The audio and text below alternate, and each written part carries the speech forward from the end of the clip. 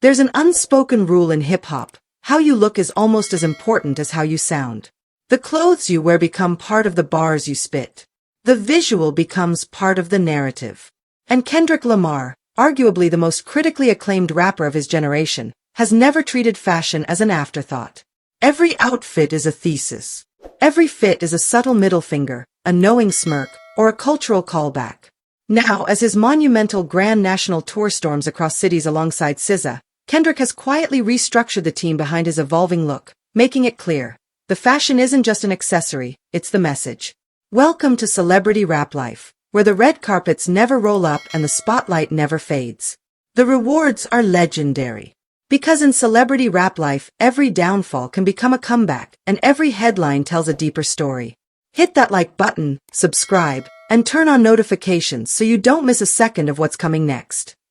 The news came not through a bombastic press release or social media rollout, but through a detailed GQ feature that peeled back the layers on Kendrick's style strategy. Hidden behind his minimalist stage design and cryptic lyrics lies a deliberate effort to redefine what it means to be best dressed in hip-hop. And at the center of this evolution is a new pair of stylists, Maricarella Ames and Zara Merkin.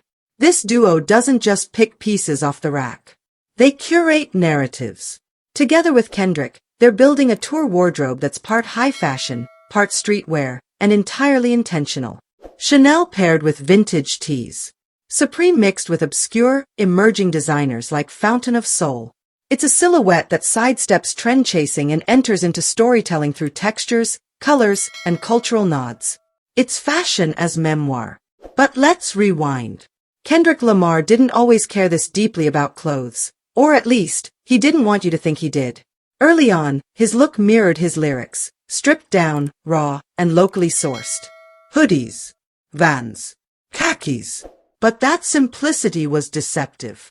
Even back in 2016, when he partnered with Reebok, there was already a hint that K saw style as a weapon, one that could be wielded for commentary and connection.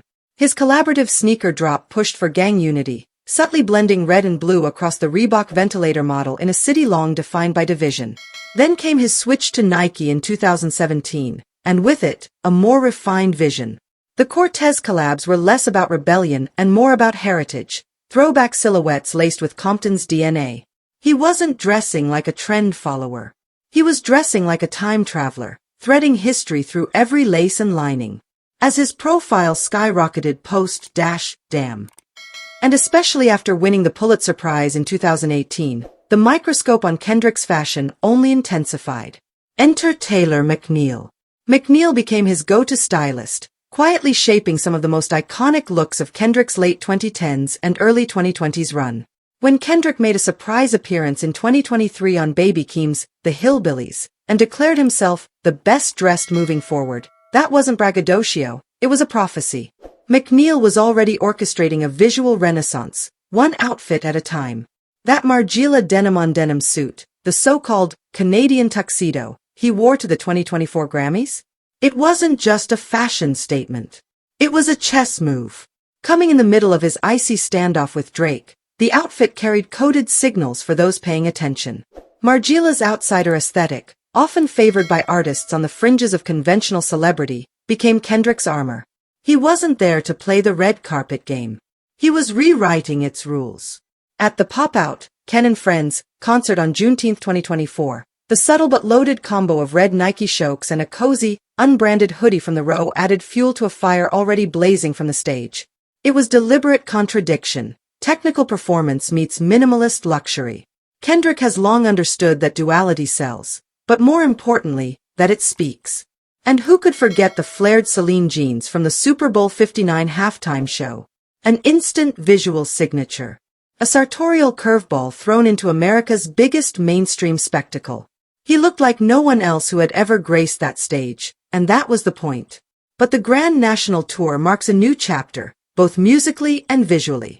With SZA riding high off the success of her SOS Deluxe, Lana and Kendrick ascending into cultural legend status after dismantling Drake with Not Like Us, the stakes have never been higher.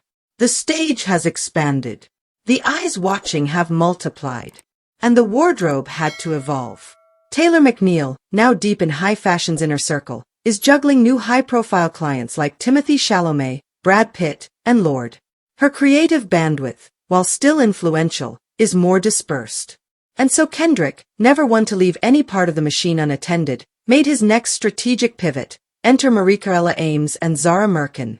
Ames comes from the world of visual campaigns and underground fashion. Known for her ability to blend punk edge with spiritual minimalism, her fingerprints are already starting to show on Kendrick's tour visuals. She leans into asymmetry, into pieces that look like they've lived lives before they touched the hanger.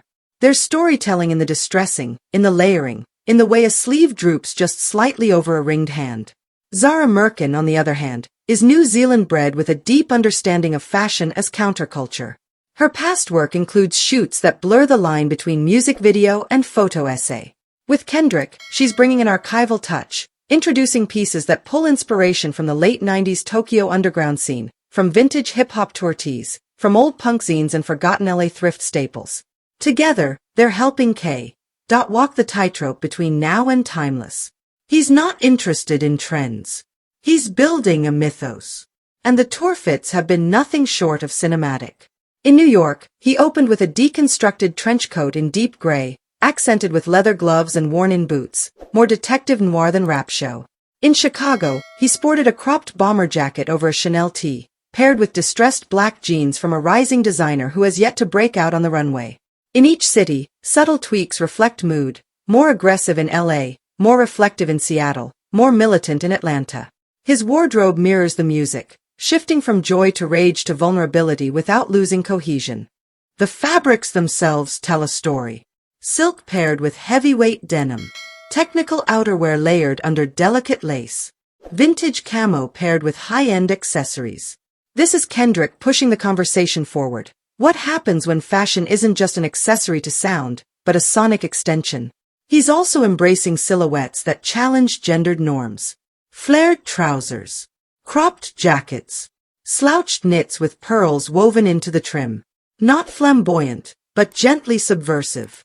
Not performative, but quietly disruptive. It's a nod to Andre 3000's style legacy, to Prince, to Bowie, but filtered through Kendrick's distinctly West Coast lens. The audience sees it. The fans document it. Every night becomes a runway show disguised as a concert. And unlike many artists who rely on loud logos or gimmicks, Kendrick's aesthetic refuses to scream. It lingers. It whispers. It invites interpretation. Even his jewelry has undergone a shift. Gone are the oversized chains and the flashy watches. Now, it's more curated, a thin gold bracelet. A single ring with a family crest. A vintage Cuban chain with religious symbolism. If Kanye once declared himself a god, Kendrick dresses like someone more interested in becoming a prophet. It would be a mistake to call this a rebrand. Kendrick isn't shedding skin. He's refining it. The Grand National Tour isn't just about celebrating his music catalog, it's about curating his mythology in real time. Every outfit is a brushstroke in the larger painting of Kendrick Lamar Duckworth, the artist who transformed from Compton's chronicler to global cultural architect. And as the tour progresses, the collaboration between Ames, Merkin, and Lamar is only deepening. Rumors are swirling about custom fountain of soul pieces being designed for his closing show.